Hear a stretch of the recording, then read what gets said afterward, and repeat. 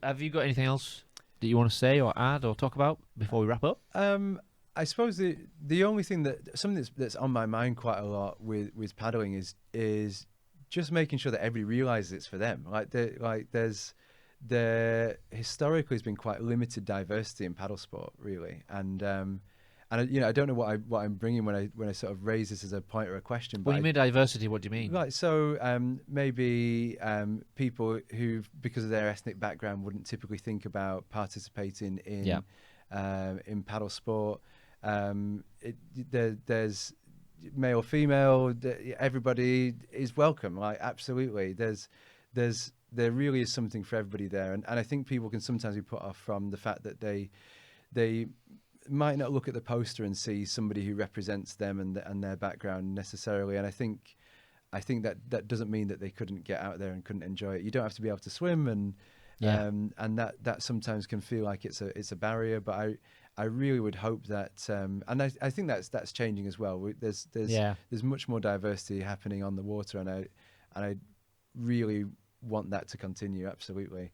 I'm aware that through my background, my family's from Antigua, and from the UK, of course. And I just hope that in some ways people might see me sometimes on a photo. Well, you're a role model in that respect, aren't you? And I would hope that that people would sort of think, oh, actually, like somebody like me could go paddling as well. There's no barrier to entry. Yeah, not at all. And the other thing as well, I say diversity, I'm talking about ethnicity, but I also mean diversity in terms of age as well. Yes. So like, if I was a football, you'd be retiring me now. You'd be saying like, oh, Chris, you should probably like call it a day. But actually, you could get started paddling in your 50s, 60s, or whatever age, and you could still have a lifetime of paddling up in front of you. Mine so far, 78 was the oldest person I've taught. Fantastic. And he did fantastic at it. And he didn't. A lot of them don't think they can do it, and it is just a mental thing because of their age, and you get them doing it. Yeah, and I love that, and I don't think people should be put off by the fact that it might be perceived as being a sport. You don't have to be sporty or think of yourself as being sporty, and people should just get out there and. For me, it's give like, it a go. well, what do you want to achieve from this, and we'll do it.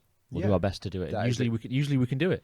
Yeah, and if people just want that little adventure, which is going out on the water for 20 minutes and not being more than 20 meters from the side, then that is absolutely fine. Yeah. And I would hope that more people engage in it because they realize that is an option. Sometimes I think the posters and the pictures can make it look maybe a bit more extreme than it is, or than it has to be. And I just really hope that people realize if you want to just like dip your toe in, literally, you can just do that, can't you? Yeah. So I'm just going to pull up one thing I want to talk about. Have you had any instances where some people have maybe used it as a way to overcome a fear of water? Because some people will just flat out refuse to do any water sports at all. As anything like that.